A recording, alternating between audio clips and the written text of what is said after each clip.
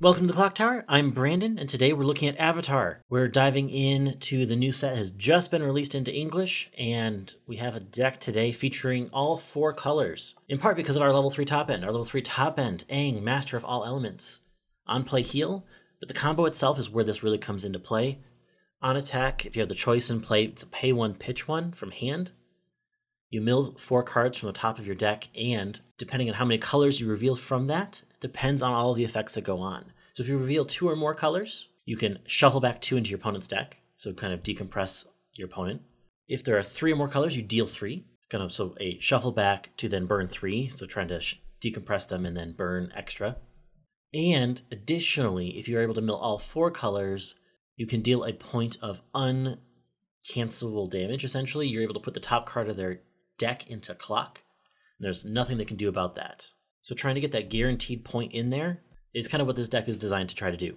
With that in mind, a typical deck having all 4 colors in it to that kind of degree would make it challenging.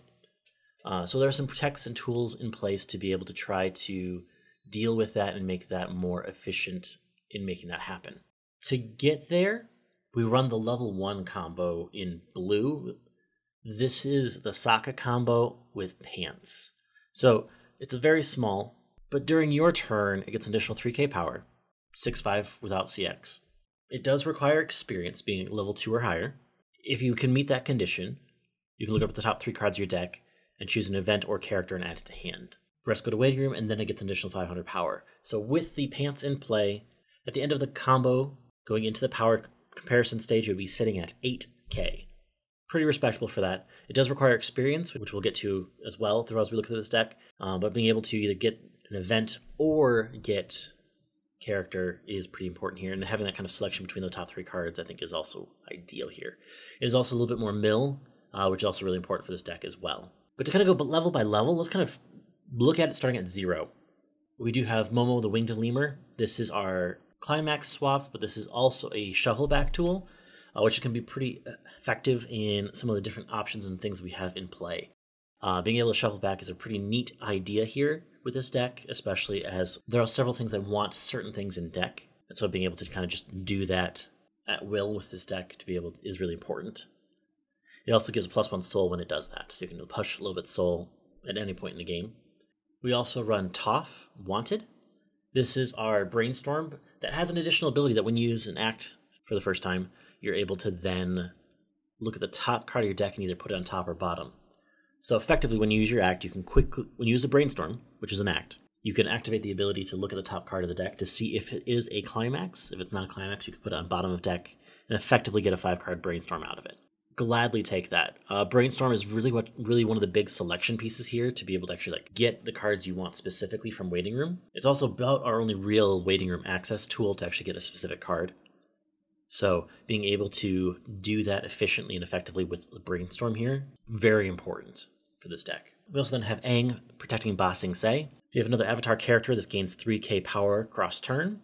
When you reverse your opponent, so you heal off your opponent's clock and then you put the character that you just reversed into their clock. So they do have to have a clock for this effect to go off. So if their clock is empty, this effect would not happen. But sitting at 3/5 cross turn, you can put that in any lane at 0. Is a pretty helpful tool in trying to, one, stay alive at 0 and try to plus that way, but also a potential tool to remove things that might have benefit to your opponent when they either get reversed or when they go to waiting room. We also then have Suki coming to the rescue. This bonds with our level 1 combo, so we're able to kind of ditch a card and get the level 1 combo from waiting room.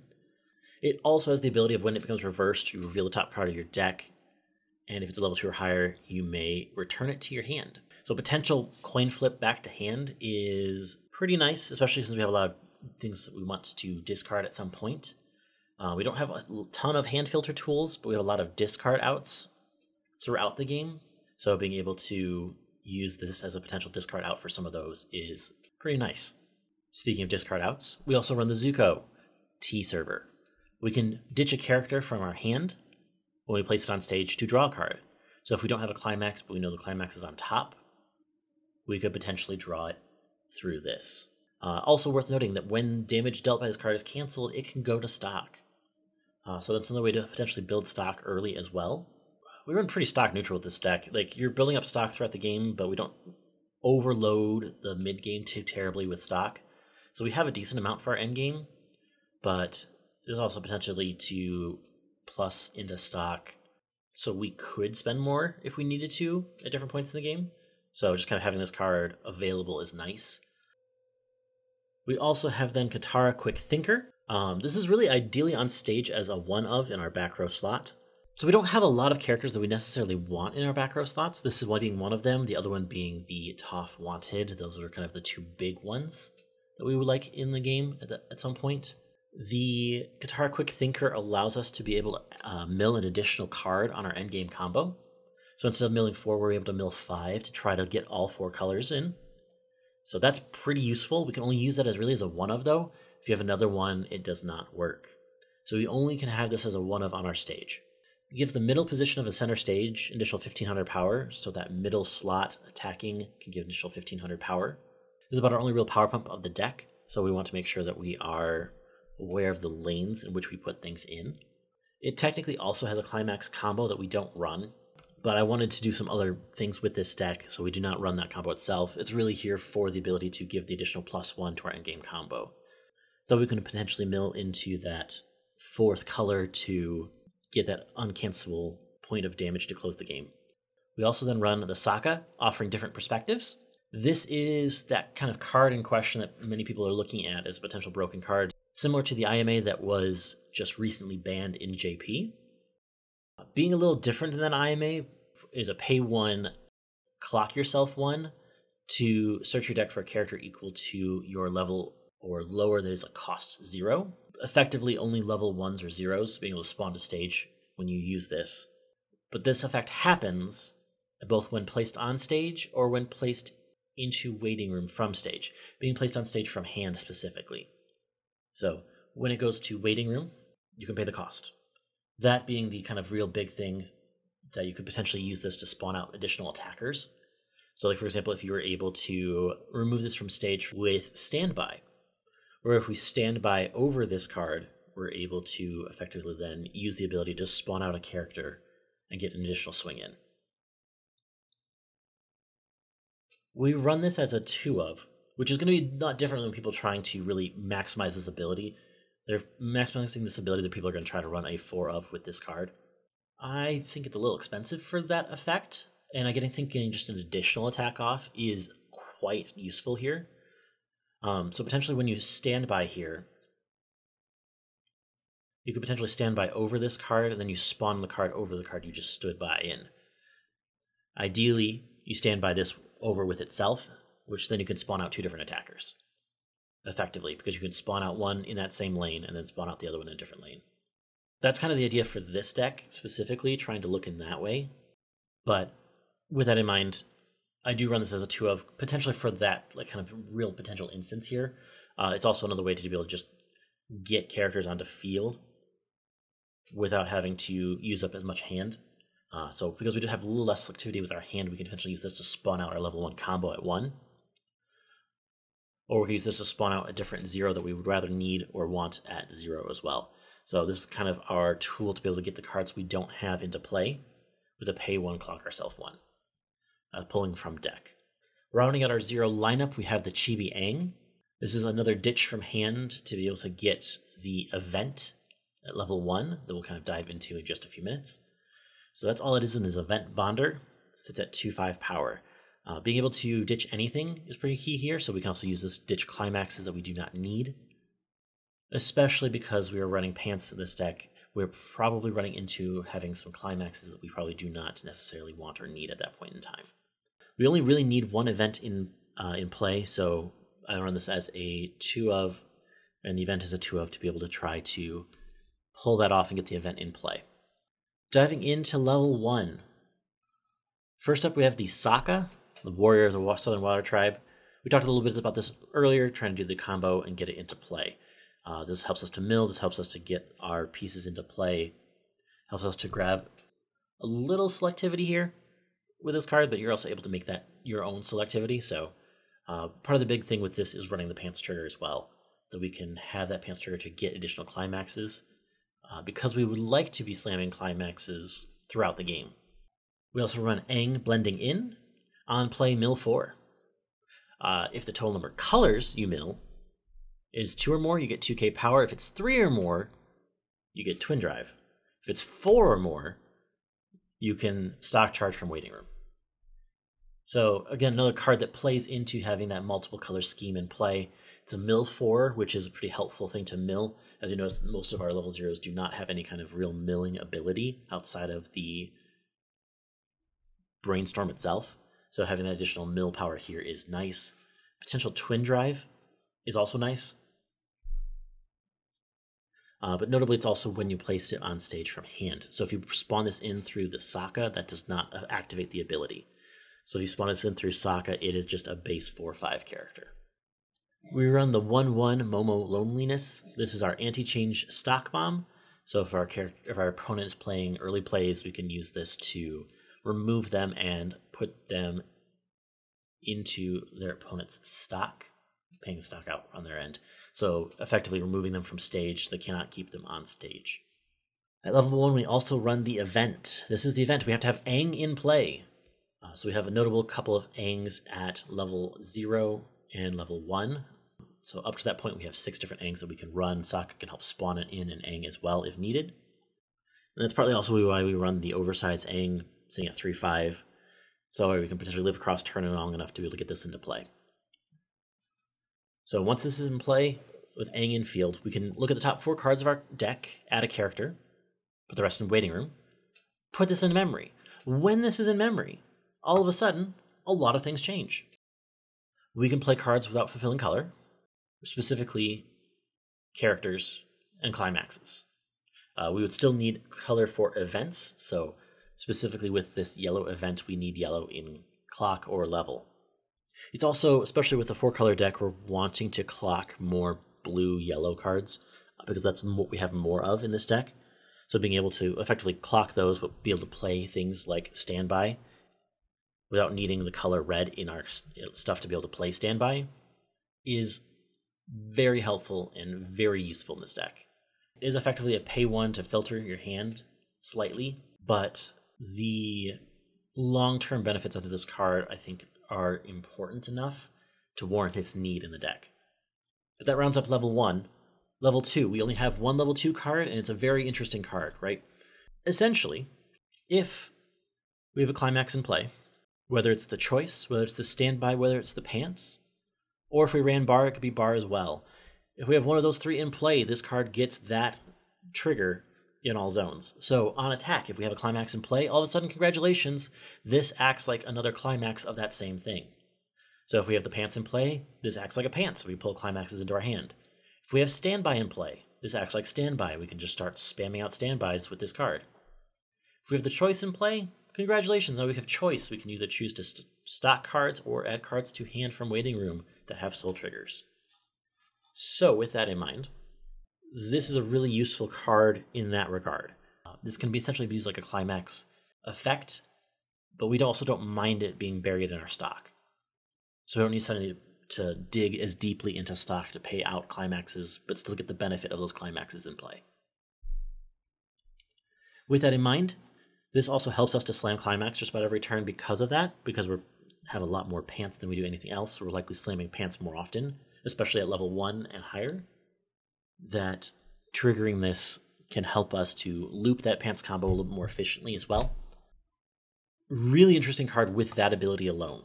It is also an alarm effect that if you have 4 or more characters at the beginning of your CX phase, you can blind stock 1.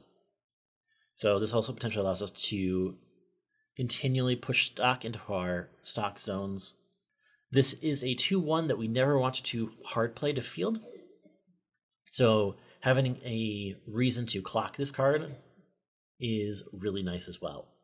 It is a card that we never really want in our hand or on our field, but having it in clock or having it triggered is ideal. It's also one trap card essentially because of those. The 2 times when we don't want it are when this is more ideal. It makes this a really dead card in our hand. Especially with the minimal amount of fixing that we have in our hand, it makes this card really interesting and really potentially challenging to run. I really like it. I really like the idea of the card, and that's probably why I have this in the deck. It is worth noting that this is also an Aang, so technically if you needed this to play the event, you could. If you're to that point, something has gone horribly wrong early, but it is a potential thing to try to recover the state that way. Looking at level 3, we already talked about our combo at 3. However, we do actually run an additional combo here in the mid-game. We have Zuko and Aang, the Dancing Dragon. This is a really interesting combo because of what this combo looks like. During your climax phase, when you stand by this card in, you can pay 1, pitch 1, and put the CX into waiting room to spawn out an additional copy of this card onto any position of stage, and you stand this card. So effectively, when you play the standby at 2 and you spawn this in, you can effectively pay 1, pitch 1, put the climax in waiting room to have 2 copies of this card in play, standing ready to attack. The real benefit with this combo in itself here is that you're able to effectively pay 1, pitch 1, and pitch the CX. So effectively paying 2 cards out of hand and 1 stock to have 2 soul beaters on stage to be able to swing with at your mid game. So effectively you're only paying 1 stock from hand to have 2 soul beaters. Yeah, and the only card that you effectively need to make this happen in hand is the standby, and then just some random card. So when we were playing the pants trigger and we pull the standby into hand, all of a sudden we have our mid game in play and in hand. As long as we have those cards in waiting room, we are good to go. So we run this as a 4 of, so we can try to maximize having this in waiting room. I recognize at level 2, a lot of people would like to typically stand by in that level 3 combo to prepare for your endgame. Being able to use this as an immediate tool to play into your mid game, I think has some benefit here as well. Plus you have the standby then in play, so when you potentially trigger the 2 1s, you could potentially stand by in the combo following that. But having this as a potential tool to have just those 2 soul bodies in the mid game for minimal stock, I think is pretty important. The second ability that those cards have, or this card itself has, is at the beginning of attack phase. So even after you stood by this in, as long as it's in center stage, which it should be because that's how you want to play this card, you may level down your opponent.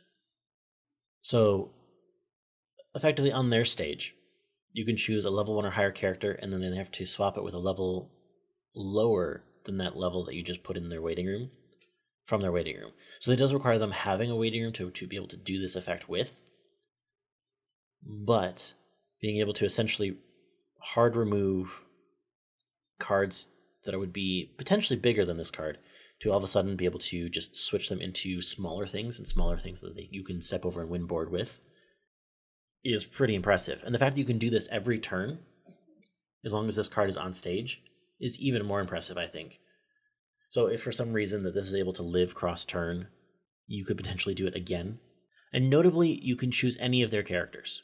So as long as the character does not have hexproof, you can choose it, and all of a sudden you can immediately level things down.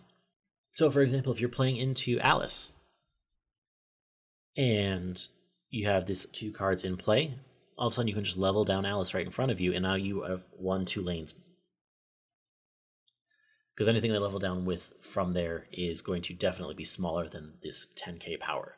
Notably, it only sits at 10k power, but if you're leveling things down in front of it, you should be able to step over them pretty easily at that point, especially because you're bringing this out at 2. So yeah, this is really just a mid-game support combo more than it is trying to prepare for the end game. Red fix, mid-game sustain, and just that ability to also deal with your opponent's boards as well. This also can help you get rid of Negsoul that's in play currently, as long as that doesn't have hexproof either. So pretty fantastic card, pretty versatile card as well. So just kind of having this in play is important, I think, for the deck. It's a very good pivot tool in that mid-game. We also then run, rounding out our deck, the Katara Desire to Help. This is our 4 and more early play. It only sits at 8-5 offensively, but defensively will sit at 12-5. And is also a stock healer. So mainly what this card is used for here is to be a stock healer in the mid-game, It's also realistically our ideal target for our experience condition for level 1. So if we start off with this in hand, in our opening hand, we will hold on to it so we can immediately clock it. Being clock fodder for our level 1 combo kind of idea. This is our another card to be able to sustain that mid game. That'll prepare us for the end game, but also be a little more stock light. So we have that stock in play, and because we're not using as much stock throughout that mid game, we can kind of really lean into that brainstorm effect to effectively 5-card brainstorm throughout the entire game, so we can get those cards into hand as needed and ready to go. So overall, we effectively run a 4-2-2 split of our climaxes, 4 pants, so we're potentially able to get whatever climaxes we need into hand at the time we need it, as well as then 2 standby, 2 choice. We don't run a ton of soul triggers in this deck, so 2 choice I think feels about right for this deck. You do have that climax swapper to be able to get into whichever climax you need, especially if we're having pants in play so often. That allows us to be able to just get climaxes all the time. So we'll have the pieces and tools that we need for our endgame. With that in mind, this is the deck. This is the 4-color deck overall. Looking at our spreads of color, because color matters here with this deck. We have 19 yellow, 16 blue, 7 green, and 8 red. So when we have this on field, say we have the combo on field at our end game, we'll have the 3, hopefully, try fielding this combo. We'll have 3 yellow on field right to go. That way, we'll have the back row Katara and then probably the Toph as well. So if we have that in play that way, it's an additional 4 yellow out of the deck and on stage ready to go. Additional blue out of the way for this deck ready to go. And then it does pull one of our greens off stage. So we then only have 6 green, which is a little bit on the low side for this, but I think it's still enough to be able to pull this off. Especially if we have the climax swap, we can also then shuffle back colors as well. Knowing that red and green are our 2 low colors, we can kind of keep an eye on that. We'll have to kind of keep track of numbers of colors, but we can kind of get away with that a little bit at the end game by looking at our waiting room and kind of being able to judge what the ratio in our deck is of some of those colors to figure out what colors we need to kind of shuffle back with our climax swapper. Which, to be fair, climax swapper, also yellow, so another card potentially out of play, ready to go. So, if we can pull the colors that we have the most of into hand to prepare for our end game, our colors will actually be relatively balanced here, so when we get towards the end, we can be a little bit more sure as well. Especially if we come into the end turn with a smaller deck. The smaller the deck, the more precise control we have over colors to try to guarantee the uncancelable damage. With that in mind, this has been the deck. Coming up later this week, we're actually going to have 5 cards, 5 minutes of this deck, in part because I'm gone at the moment. We're going to try to play the deck next week, after our clock talk next week, where we talk about the wrapping up of Springfest, all of the Springfests that have happened, and looking at some of the data from those Springfests, how decks did, what does that look like as we prepare for the switching over into our fall season. This is a fun build with Avatar. I really enjoy this deck. I think it's a fun way to play the deck. There are going to be some other builds as well that we may end up seeing throughout as it goes out, but this was my initial testing of things I wanted to play with Avatar. It's a fun set. I really appreciated the source material, and this was a set that I was looking forward to having come out for some time. So to be able to play this with all of these fun new tools that the set has to offer has been a fun experience for me. So let me know, what kind of builds are you looking at? What kinds of things and profiles did you really find interesting from this set? I'd love to hear about it in the comments. But until next time, have a good one.